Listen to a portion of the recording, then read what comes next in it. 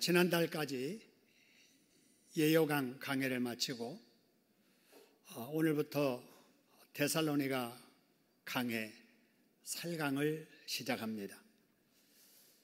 성경을 풀어서 설명하는 설교의 유형 중에 여러 가지가 있습니다만 저는 가능하면 강해 설교를 하려고 합니다. 왜냐하면 제가 설교학을 전공하면서 발견한 결론은 가장 성경적인 설교가 강해 설교라고 믿기 때문입니다. 오늘부터 새로 시작하는 데살로니가 강해 4강을 통해서도 여러분 주일 오전마다 풍성한 은혜를 받으시기를 소원합니다. 옆에 함께한 우리 형제 자매들에게 이렇게 인사했으면 좋겠어요. 좋은 교회 잘 오셨습니다. 큰 은혜 받으시고 건강하세요. 인사하겠습니다. 좋은 교회 잘 오셨습니다. 말씀으로 큰 은혜 받으시기 바랍니다.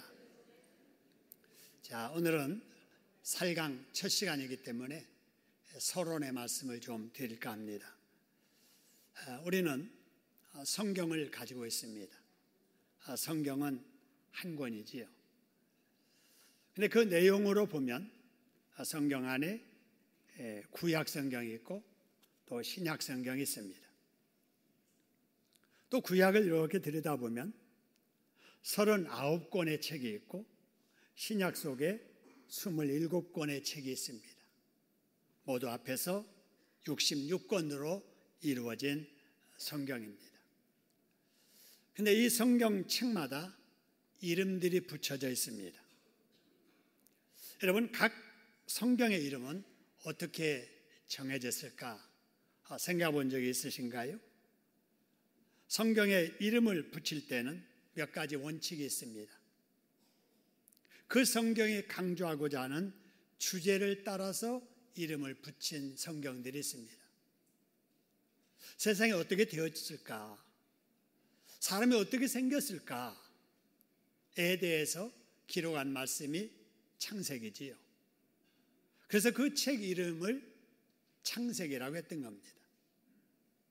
이스라엘 백성들이 애굽에 있다가 하나님이 약속의 땅으로 인도하기 위해서 애굽에서 나왔던 이야기, 이 이야기가 적힌 책이 바로 출애굽기입니다. 이스라엘 백성들의 숫자가 얼마나 될까? 알아야 세금도 거두고 알아야 전쟁도 준비할 텐데 그 사람들의 숫자를 확인하는 기록이 바로 민수기에 있는 거죠. 시를 다 모아놓은 책을 이름 붙이기를 뭐라고 그랬어요? 시편이라 이렇게 하고 사도들의 행전, 이걸 기록한 내용의 책을 사도들의 행전이라 이렇게 이름을 붙였지요. 또 집필자의 이름을 따서 성경에 이름을 붙인 책들이 있습니다. 우리가 아는 마태복음, 누가 기록한 거예요? 마태가. 그래서 그 책 이름을 마태복음이라 이렇게 이름 붙이고요. 야고보서가 기록했다, 야고보가 기록했다 그래서 야고보가 기록한 책을 야고보서라고 이렇게 이름을 붙였지요. 그런데 세 번째로는 말씀을 이렇게 보낼 때 그 보낸 사람들이 누구냐에 따라서 그 성경의 이름이 붙여지기도 합니다. 바울이 디모데에게 말씀을 적어서 보냅니다. 디모데에게 보내요. 그래서 그 성경을 뭐라고 그래요? 디모데서라고 합니다. 빌레몬에게 보내는 성경을 그 책 이름을 뭐라고 그래요? 빌레몬서라고 이렇게 하지요. 그 네 번째로 그 성경을 받는 사람들이 사는 지역 이름을 따서 성경 이름을 붙인 책이 있습니다. 그래서 고린도에 있는 사람들에게 말씀을 보냅니다. 그래서 그 책 이름을 뭐라고 그래요? 고린도서라고 이렇게 말하죠. 갈라디아서, 골로새서도 마찬가지입니다. 그럼 오늘 이 시간부터 시작하는 데살로니가서는 어떨까? 1절에 보니까 이런 말씀이 있습니다. 바울과 실로아노와 디모데는 어디에 편지하노니 그래서요? 데살로니가인의 교회입니다. 그죠? 데살로니가라고 하는 그 도시, 그 지역에 교회가 세워졌고 거기에 있는 성도들에게 보낸 편지가 바로 데살로니가서입니다. 그래서 그 지역 이름을 따서 바로 데살로니가서라고 이름을 붙였다라고 하는 것입니다. 여러분, 그렇다면은 이 우리가 살펴보기 시작하는 데살로니가서를 기록한 사람은 누구일까 하는 거예요. 오늘 1절의 말씀을 보니까 누구는 그랬어요. 누구는 그랬어요? 바울과 실로아노와 디모데는 그랬어요. 그래서 이제 편지 보냈다 하는 내용이 나오는데, 여러분 여기 세 사람 이름 중에 두 사람은 우리가 익히 잘 알지요. 바울, 예수 믿는 사람은 다 압니다. 디모데도 여러분 많이 들어보셨잖아요. 근데 실로아노가 누굴까 하는 거예요. 여러분, 이 실로아노라고 하는 사람은 여러분 이미 잘 알고 있는 실라라는 사람입니다. 그런데 여기 바울은 실라라고 하지 아니하고 실로아노라고 하는 이름을 부릅니다. 왜냐하면은 실로아노를 히브리식 발음으로 부를 때는 실라지만은 실라를 로마식 발음으로 부를 때는 실로아노이기 때문에 그렇습니다. 그래서 사도행전을 기록한 누가는 히브리 발음을 좋아해요. 그래서 이 실로아노를 소개할 때는 바울과 뭐라고 그래요? 실라가 그럽니다. 바울과 실라가 복음 전하다가 감옥에 갇혔다 이런 얘기 알잖아요. 그때 바울과 실라라고 이렇게 말합니다. 여러분, 그리고 여러분 여기 이 말씀을 전하는 이 서신서 바울은 로마식 발음을 좋아해요. 그래서 히브리식 발음의 실라보다는 바로 로마식 발음의 실루아노라고 하는 바로 이름을 사용하게 되지요. 그래서 바울과 실루아노와 디모데라고 이렇게 소개하는데, 여러분 그렇다고 데살로니가서를 이 세 사람이 다 썼을까? 그건 아닙니다. 바울이 썼지요.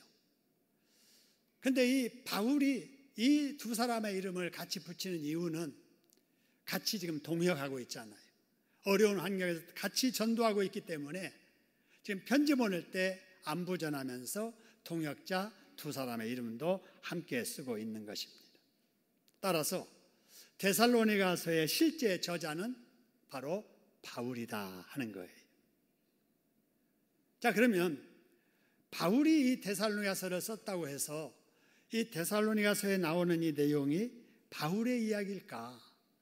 바울의 주장, 바울의 생각을 기록한 것일까 하는 거예요. 여러분, 바울이 기록한 것은 사실이지만 그렇다고 바울이 자기 생각을 거기에 쓴 것은 아닙니다.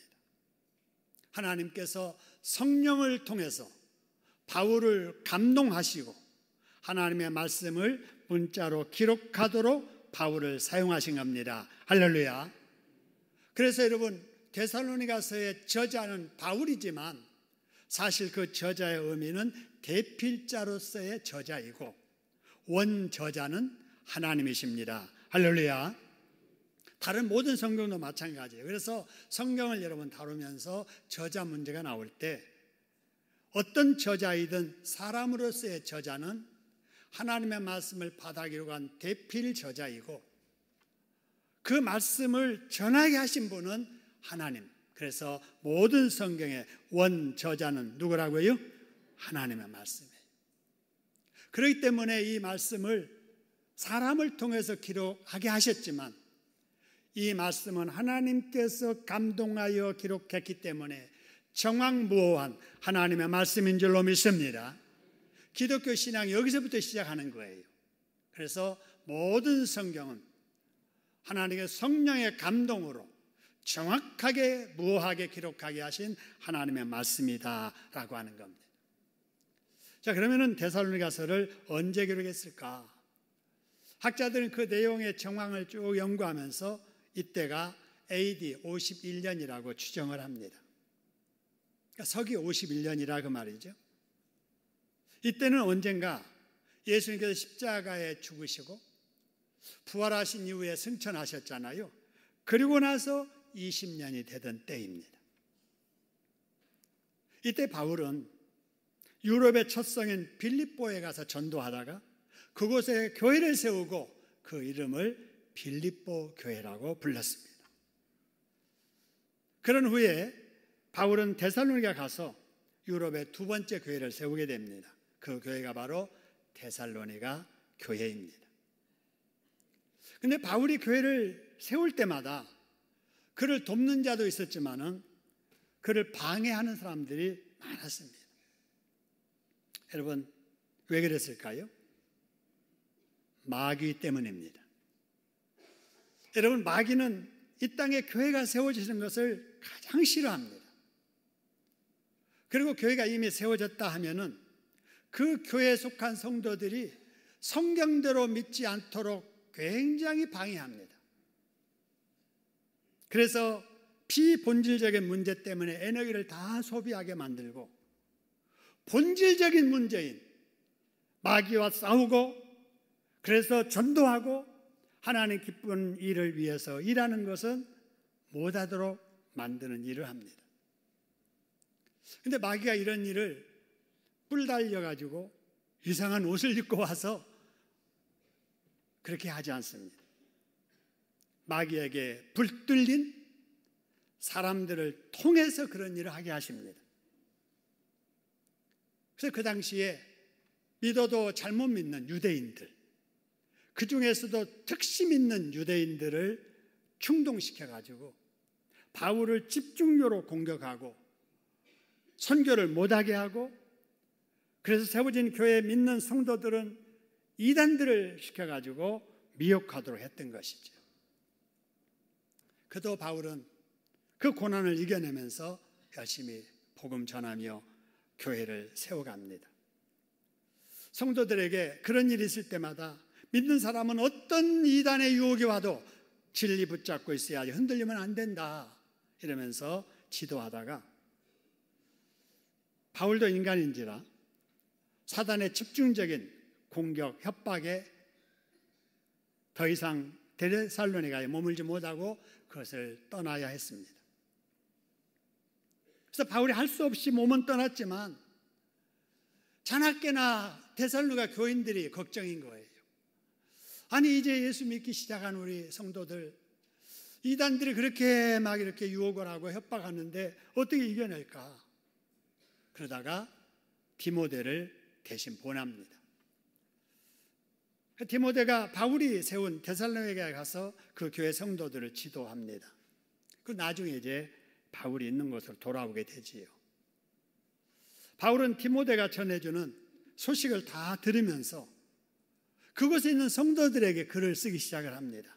그게 바로 데살로니가 전서입니다. 여러분, 그러면 바울이 그렇게 해서 전한 내용이 무엇일까 궁금하지 않으세요? 여러분, 주일마다 빠지지 말고 참석하셔서 말씀을 통해서 큰 은혜 받으시기를 주님의 이름으로 축원합니다. 여러분, 성경을 열심히 여러 장 읽는 것도 중요하지만 적어도 어느 정도 읽었으면 그 다음에는 한 절 한 절, 한 단어 한 단어 새겨가야 돼요. 음식을 후루루 마시는 것도 맛있지만은 씹으면 맛이 더하잖아요. 여러분, 음식 씹듯이 하나님의 말씀을 한마디 한마디 한 절씩 다 뜯어가고 살펴가는 여러분 강해설교의 맛을 보시고 여러분의 영육이 건강해지기를 주님의 이름으로 축원합니다. 자, 여러분, 본문의 내용을 살피기 전에 지금까지 있었던 말씀을 통해서 우리가 꼭 붙잡아야 될 교훈 몇 가지를 한번 말씀드리죠. 그거는 바울이 가는 곳곳마다 복음 전하며 교회 세우더라 그 말이에요. 여러분, 바울이 왜 그랬을까? 여러분, 바울은요 그 당시 엘리트였습니다. 여러분, 스펙, 요새 그런 말 많이 하는데 어떤 갖춘 조건 제시한다면은 누구에게도 빠지지 않을 만한, 그래서 어디 가서 뭘 하든지 대접받고 인정받으며 편하게 호강하면서 살 수 있는 그런 사람이었는데 그거 다 뒤로 하고 그렇게 고난의 길 다니면서 핍박받으면서 전도했던 이유가 뭔가? 예수 믿어 구원받은 감격 때문입니다. 할렐루야. 죽었던 영혼, 지옥 갈 수밖에 없었던 영혼, 저주 아래 있었던 영혼, 마귀에 종됐던 자가 예수 믿어서 죄 용서받아 하나님의 자녀가 되는 구원받은 거예요. 너무 기쁜 거예요. 나만 아니라 저 사람도 예수 믿기만 하면은 이런 복을 받는데, 복음을 듣지 못해서, 믿지 못해서 그러는 걸 알고 그 영혼들을 구원하기 위해서, 주님께로 인도하기 위해서 복음을 전했던 거예요. 그렇다면 바울만 그랬나요? 바울이 믿는 예수를 우리도 믿고 있고, 바울이 받은 죄 용서와 구원을 우리도 받은 줄로 믿습니다. 그러면 이 복을 나만 누리고 살아야 되겠느냐 그 말이에요. 내가 믿지 않았을 때 그랬던 것처럼 영적 무지 때문에, 알지 못해서 믿지 못하고 믿지 못하기 때문에 구원받지 못한 이웃들이 주변에 많은 것을 눈으로 본다면은 가만히 있을 수가 없지. 여러분, 그런 영혼을 구원하고자 하는 열정이 저와 여러분에게도 뜨거워지기를 주님의 이름으로 축원합니다. 그래서 만나는 사람마다, 아는 사람마다 우리가 꼭 복음으로 타치해줘야 돼요. 교회 다닌다는데 요새 제대로 잘 다니고 있어? 말 한마디. 예수를 믿어야 될 텐데 예수 꼭 믿어? 여러분, 만나는 사람마다 이걸 확인해서 믿는 사람에게는 더 잘 믿도록 격려해주고, 믿다가 쉰 사람에게는 제대로 된 위치를 찾아가도록 자극을 주고, 믿지 않는 영혼에게는 예수 믿을 수 있는 기회를 여러분 만들어줘야 될 줄로 믿습니다. 엘리베이터 안에서 사람을 만날 때에도, 식당에서 사람을 만날 때에도, 길을 가다가 사람을 만날 때에도, 오래전 친구 이름이 기억날 때도 여러분 꼭 전도해야 되겠다는 그 영혼의 사랑하는 마음을 가지고 전도에 힘쓰는 저가 되고 여러분 되기를 주님의 이름으로 축원합니다. 그 다음에 여러분, 우리가 복음을 전할 때는요, 성령만 역사하는 게 아니라 악령, 마귀도 함께 역사한다라고 하는 거예요. 왜 그러냐면요, 전도한다는 것은 그 영혼을 차지하기 위한 작업이기 때문에 그래요. 예수 믿지 않는 사람들은 다 죄 가운데 태어나서 마귀의 종되어서 죽은 영혼 가지고 육신의 생명만 가지고 살고 있습니다. 그래서 마귀는 그 사람들이 계속해서 믿지 않는 상태로 있기를 원합니다. 그래서 죽으면은 자기의 본고장인 바로 지옥으로 가기를 원해요. 근데 우리가 전도를 시작하면은 그 영혼을 마귀에게서 뺏으려는 작업이기 때문에 마귀가 가만히 있지 않습니다. 그래서 그 영혼을 천국으로 인도하고자 하는 하나님의 뜻 때문에 성령이 그 마음속에 역사하고, 그 영혼을 계속 붙들고 싶어하는 마귀가 방해하기 때문에 여러분 영적인 전쟁이 전도하는 현장에 일어나게 되는 것입니다. 여러분, 이런 전쟁을 우리가 육신적인 눈으로는 보지 못해요. 그런데 영적인 눈을 열어서 가만히 살펴보면은 심각한 영적 전쟁이 지금도 계속되고 있다는 사실을 우리는 느낍니다. 여러분, 오늘 아침에 식사하시고 혹시 이런 마음 안 들었습니까? 교회 갈까 말까? 여러분, 그런 마음을 가진 분이 계실 거예요. 교회 가서 봉사할까 말까? 여러분, 이런 마음, 이게 갈등 현상이거든요.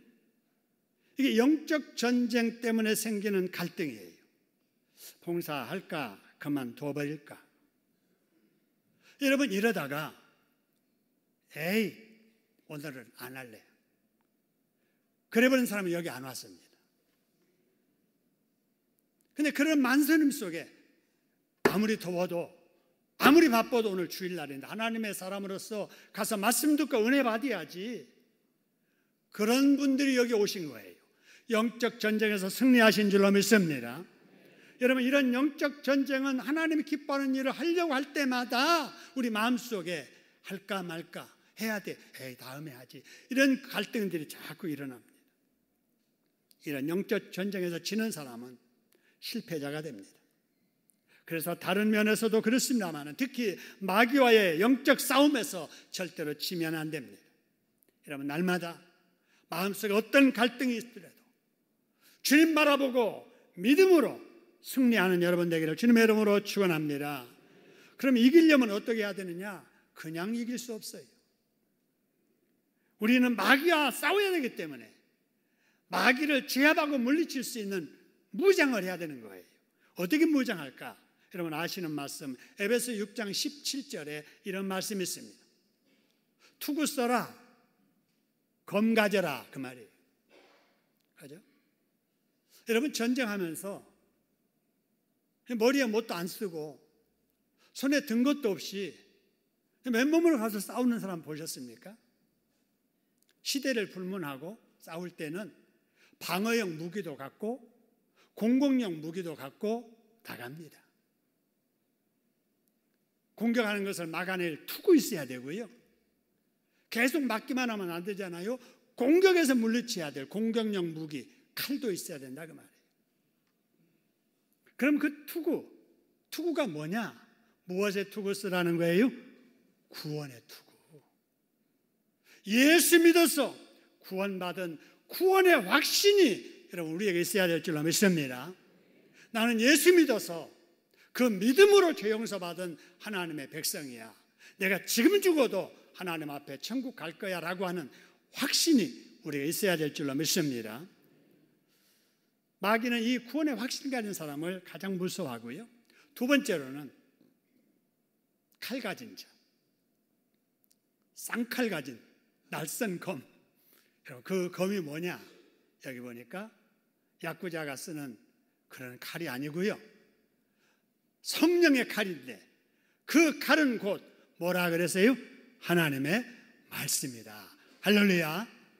마귀는 가장 무서워하는 것이 하나님의 뭐라고요? 말씀이에요. 여러분, 하나님이신 예수님이 이 세상에 오셨을 때도 마귀는 예수님을 유혹하잖아요. 그때 마귀가 예수를 자꾸 이렇게 미혹을 해도 예수님이 3번 다 3전 전승합니다. 여러분, 예수님께서 마귀 이길 때 어떻게 이기셨습니까? 여러분, 2단 옆차기로 쳐서 이겼나요? 아니잖아요. 뭐로 이기셨어요? 말씀으로. 가라사대, 일러스되 구약에 있는 말씀을 기억했다가 유혹받는 순간에 그 말씀으로 대받쳐 치니까 마귀가 꼼짝 두 말 못하고 떠나가게 되더라는 겁니다. 할렐루야. 여러분, 혹시 가위 눌려본 적 있으십니까? 저도 전에는 몇 번 가위 눌린 적이 있었는데 그럴 때 아무리 이기려고 힘써도 안 되잖아요. 근데 마지막에 확 풀릴 때 뭐 하고 나면 풀려요? 경험 안 해보셨어요? 주여! 그러면은 확 풀리잖아요. 마귀가 가장 무서워하는 것이 주 예수 그리스도의 이름, 마귀가 가장 무서워하는 것이 하나님의 말씀입니다. 할렐루야. 여러분, 그래서 구원의 확신 가지고 하나님의 말씀으로 무장하시기를 소원합니다. 말씀 무장은 어떻게 하느냐? 말씀 여기다 담고 다니고 안고 다녀서 무장하는 게 아니고요. 집에서 열심히 읽고 열심히 공예배 출석해서 들으면 그 말씀들이 머릿속에 다 입력되었다가 누가 물어보면 기억나지 아니해도 결정적인 순간에 하나님께서 생각나게 하실 줄로 믿습니다. 그래서 말씀으로 마귀를 물리칠 때 마귀는 우리보다 훨씬 강하지만은 내가 믿는 예수, 내가 믿는 하나님의 말씀 때문에 물러가게 될 줄로 믿습니다. 여러분, 이단들이 불신자들에게 다가가지 않습니다. 신천지들이 교회 안 다니는 사람들에게 찾아가지 아니에요. 교회 다니는 사람들에게 찾아갑니다. 그래서 많은 사람들이 이단들에게 속아서 끌려간 사람들이 있습니다. 여러분, 그러면 누가 그런 사람들에게 미혹의 대상이 되는가? 교회는 다니기는 다녀도 구원의 확신 없는 사람, 교회는 다녀도 성경 말씀 장식품으로 들고 다니는 사람, 교회 출석해서 본문 찾을 때만 말씀 보는 사람, 그런 사람들이 주 타켓이에요. 그래서 하나님 말씀 공부하자고 하면서 비유 말씀 이렇게 해석한다고 하면서 들어보니까 생전 처음 듣는 말, 우리 교회에서는 들어보지도 못한 말, 그런 순간에 그런 교회 다니면 구원 못 받습니다. 이럴 때 혹해가지고 끌려가는 거예요. 여러분, 예수님을 믿는다고 하면서도 성경대로 믿지 않고 마귀 좋아하는 모습으로 신앙생활하면 안 되잖아요. 우리 금년의 목표처럼 모의를 힘써야 됩니다. 공예배에 한 번이라도 더 출석하려고 하는 그런 마음으로 모의를 힘쓰는 여러분 되기를 주님의 이름으로 축원합니다. 모이면 뭐하고? 기도하고, 흩어지면 뭐하고? 전도하는, 이게 우리의 신앙생활 되기를 주님의 이름으로 축원합니다. 여러분, 그럴 때 마귀는 물러가고 이단이 아무리 미혹을 해도 진리 안에 든든히 서는 장부들이 될 줄로 믿으시기를 소원합니다. 그 다음으로 해야 될 일이 뭔가? 여러분, 마가복음 9장 28절 29절에 보니까 제자들이 예수님과 함께 집에 와가지고 조용하게 물어요. 예수님께서 아까 그 귀신 들린 사람 귀신 쫓아내서 고쳐주셨는데 우리는 왜 그렇게 못했지요? 주님은 하시는데 우리는 왜 못하지요? 이럴 때 주님께서 이르시되, 빨간 것이 같이 한번 읽어봅니다. 시작. 기도 외에 다른 것으로 이런 종류가 나갈 수 없느니라. 할렐루야. 기도 외에 마귀를 쫓아낼 만한 능력이 나가지 못한다고 말입니다. 여러분, 기도해야 마귀를 이길 수 있음을 믿으시기를 소원합니다. 기도해야 마귀의 유혹을 여러분 이길 수 있음을 믿으시기를 소원합니다. 여러분, 그렇다면 여러분의 기도 생활은 어떠신가요? 여러분, 하루에 몇 분이나 기도하십니까? 여러분, 하루 중에 하나님과 대면하여 기도하는 시간이 과연 몇 분이나 되십니까? 여러분이 하나님께 도움을 받으려면 기도해야 됩니다. 여러분의 자녀가 하나님의 도움을 받아야 된다면 여러분이 여러분의 자녀를 위해서 기도해야 합니다. 하나님께 여러분의 가정을 도와주셔야 한다고 믿는다면 여러분이 여러분의 가족을 위해서, 아내를 위해서, 남편을 위해서 기도해야 됩니다. 그런데 여러분, 매일 기도하시나요? 바빠서 못합니까? 피곤해서 못하고 계십니까? 시간 없어서 못합니까? 겨울에는 추워서 못한다고 하다가 이제는 더워서 못합니까? 여러분, 기도는 영적인 호흡이라고 하지요. 영혼이 살아있으려면 우리가 기도를 그치지 않아야 되는데, 기도 않고도, 기도 생활 열심히 안 하고도 주일날 교회 찾아 나올 수 있는 것은 기적입니다. 여러분, 이런 기적을 매일 경험하면서 살고 계시렵니까? 이런 기적은 체험하지 않아도 돼요. 여러분의 자녀를 위해서, 여러분이 여러분의 자녀의 이름을 부르며 기도하지 않는다면 어느 누가 여러분의 자녀의 이름을 부르면서 기도해 줄 수 있다는 말입니까? 여러분이 여러분의 남편의 이름을 부르며 기도하지 않는다면 어느 여자가 여러분의 남편 이름 부르며 기도하겠어요? 그러면 큰일이지요. 여러분의 배우자를 위해서, 자녀를 위해서, 아니 여러분의 신앙을 위해서 기도하는 여러분 되기를 주님의 이름으로 축원합니다.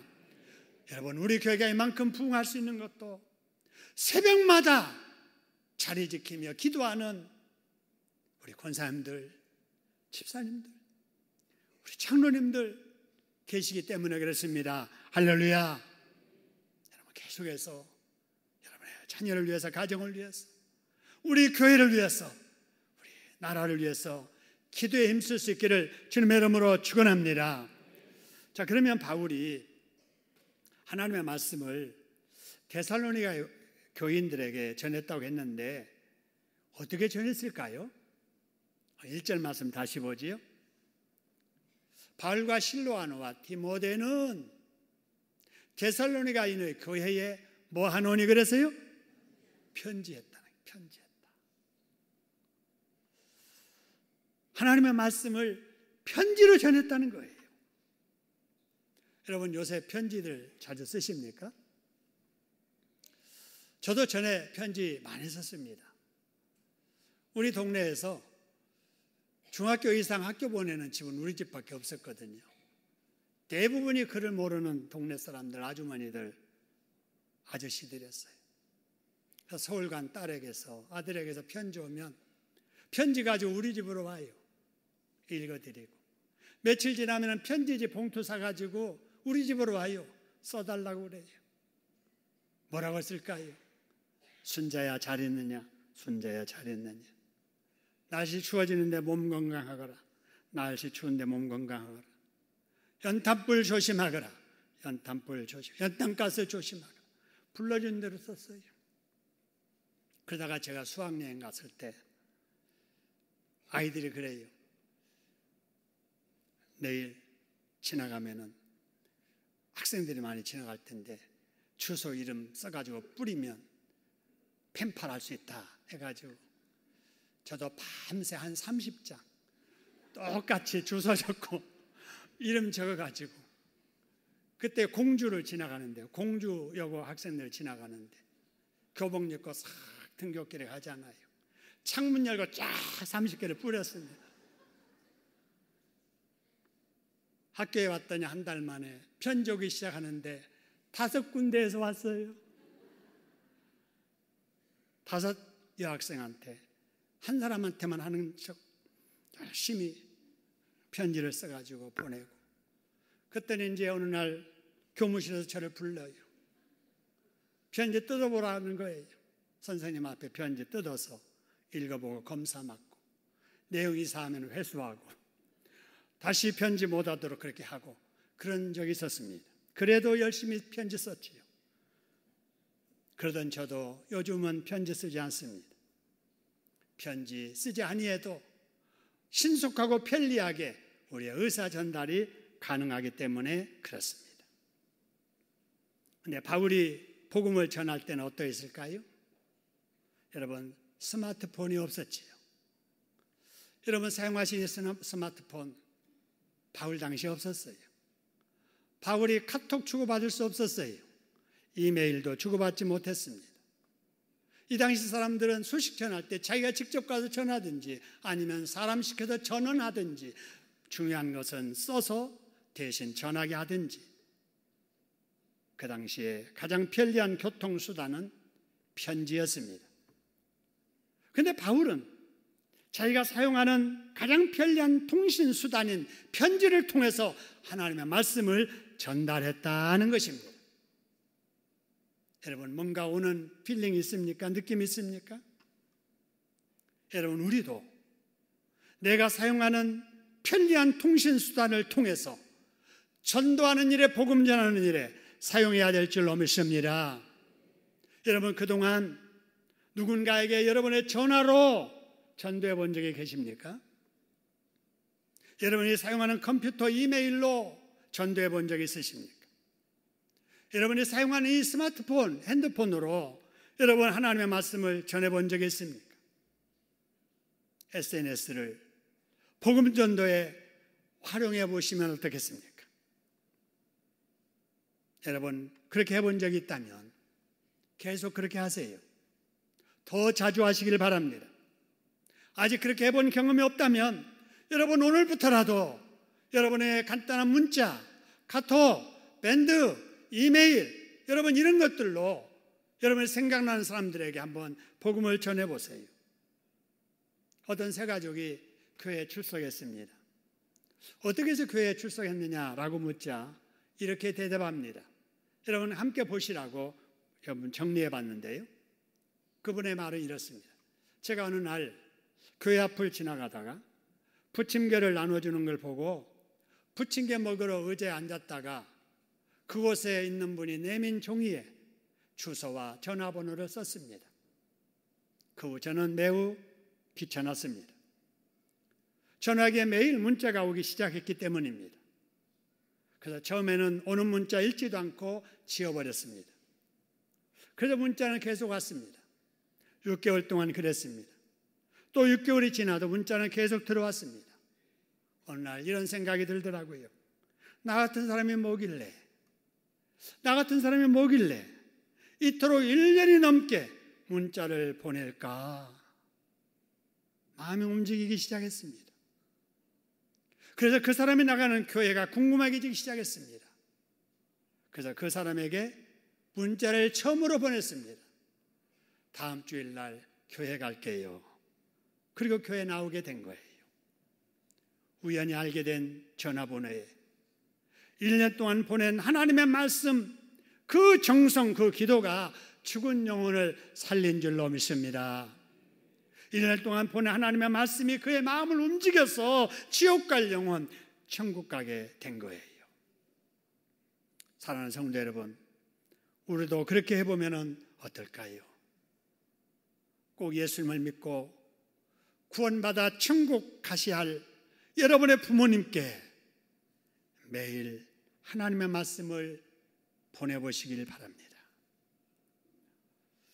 여러분의 믿지 않는 형제에게, 아는 친구에게, 이웃에게 그렇게 해보세요. 하나님께서 응답해 주실 줄로 믿습니다. 한번 따라해 볼까요? 내 전화를 전도하는 데 사용해야겠다. 내 컴퓨터를 복음 전하는 데 사용해야겠다. 여러분 꼭 그렇게 해보시기를 소원합니다. 그러면 지금 편지로 하나님의 말씀을 전하는 바울의 마음은 어떤 마음이었을까요? 다시 1절 보니까 맨 마지막에 이런 말이 있네요. 같이 한번 읽어보겠습니다. 은혜와 평강이 너희에게 있을지어다 하는 말이에요. 어서 많이 듣던 말씀이지요. 여러분 성경을 읽다 보면은 바울이 쓴 서신서 맨 끝에 계속해서 똑같이 나오는 말이 이 말이에요. 계속해서 말씀을 마칠 때마다 이 말을 계속합니다. 왜 그럴까요? 중요하기 때문에 그래요.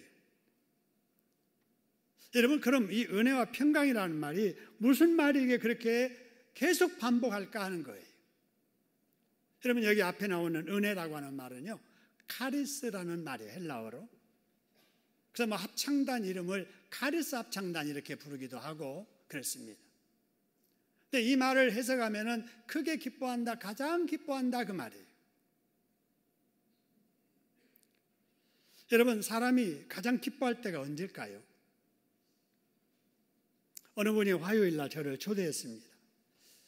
그러니까 왜 그러냐 그랬더니 아들이 취업을 하게 됐다는 거예요. 그분은 자나깨나 자식 취업을 위해 기도하다가 그 문제가 해결되어서 그렇게 기쁜 거예요. 여러분 또 언제 기뻐할까요? 제가 이번에 미국 갔을 때 그곳에 사시는 장로님 한 분이 차를 몰고 제가 머물고 있던 딸의 집까지 저를 데리러 오셨습니다. 그럼 먼 곳에 가서 식사를 함께 하고 또 그분이 소개하는 아울렛 쇼핑몇 돌아보고 집까지 데려다 줘서 왔는데요.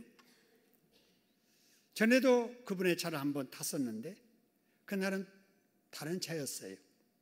오늘은 부인차 가지고 오셨나 그랬는데 그 장로님이 차를 타고 식사하러 가는 중에 제가 묻지도 않았는데 이런 말씀하십니다. 목사님, 이번에 새로 산 차입니다.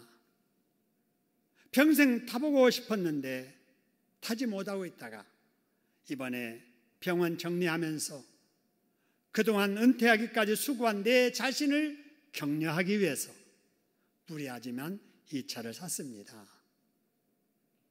독일의 차 중에 제일 비싼 차래요. 저는 이름도 모르겠는데 그 말 듣고 보니까 좀 좋더라고요.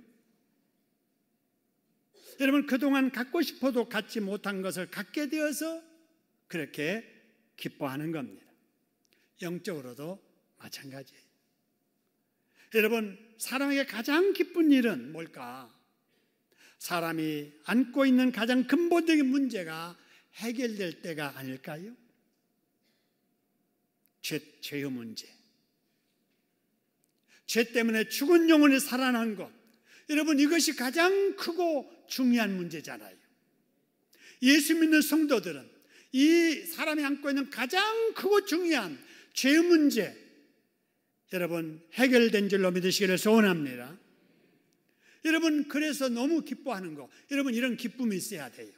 내가 죄 용서 받은 것에 대해서, 하나님의 자녀가 된 것에 대해서, 이 땅에 살면서도 천국을 예약하고 천국을 맛보며 살 수 있다는 거, 여러분, 기쁨으로 여기시기를 소원합니다. 그 기쁨을 뭐라고 하느냐? 가리스, 은혜라고 하는 것입니다. 여러분, 이 은혜, 가리스가 충만하기를 주님의 이름으로 축원합니다. 그 다음에 평강이 뭐냐? 헬라어로 에이레네라고 합니다. 중찬단의 이름을 붙여서 에이레네 중찬단하는 바로 이 에이레네가 평강이라는 말이에요. 우리말로는 편안하다 하는 말이고, 구약의 히브리식으로는 샬롬이라는 말입니다. 그래서 옛날에 우리가 인사할 때 어른들에게 진지 잡수셨어요? 그러지 않아요? 왜? 배고파서 굶는 사람이 많았던 시절이니까 혹시 굶지 않고 식사하셨나요? 해서 묻는 인사를 했던 거예요. 요새 인사 그렇게 안 하지요. 왜냐? 굶고 사는 사람 없으니까. 요새 무슨 인사합니까? 별거 없으시지요? 왜 그래요? 별거가 많은 세상이에요. 그럼 믿지 않는 사람들은 대개 이렇게 합니다. 또 요새는 건강 문제가 너무나도 심각해서 건강하시지요? 가정에 어려움이 너무 많으니까 편안하시지요? 이렇게 인사합니다. 근데 우리 예수 믿는 사람들은 인사를 해도 성경적으로 해야 되겠다 이런 생각이 들어서 저는 아무리 간단한 문자를 보내도 끝에는 샬롬이라고 합니다. 샬롬. 누구에게나 그렇게 하는데 제가 이렇게 했더니 아직도 교회 안 다니는 제 친구가 있는데 답신이 보내왔어요. 쭉 이 얘기를 쓰고 맨 끝에 살릴롬 그랬더라고요. 교회 안 다니니까 샬롬이라는 말을 모르고 살릴롬 그런 거예요. 여러분, 샬롬은 죽일 놈 살릴 놈이 아니고 주님의 평강이 함께 하시기를 바랍니다 라고 하는 인사말이자 축복의 말이에요. 여러분, 우리도 여러분 사람을 만날 때마다 이런 평강을 전해주는 여러분 될 수 있기를 소원합니다. 한번 실천해 보겠어요. 여러분 옆에 사람들에게 샬롬 그렇게 인사하면은요, 받기를 주님의 평강이 함께 하기를 바랍니다. 이렇게 인사를 받도록 하겠습니다. 한번 인사해 보겠습니다. 시작.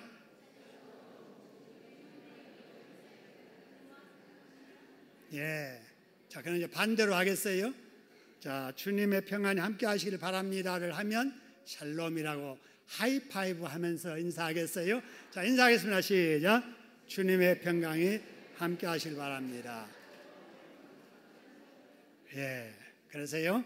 자, 그래서 여러분의 삶 속에 여러분 은혜와 평강이 날마다 충만하기를 주님의 이름으로 축원합니다. 우리 합심해서 한번 기도하겠습니다. 오늘 또 주신 말씀 생각하시면서 우리 전도에 힘쓰게 주시옵소서. 영전에서 이기도록 기도와 말씀으로 무장하게 하시고 누구에게나 평강을 빌어주며 살게 해주시옵소서. 합심해서 기도하겠습니다.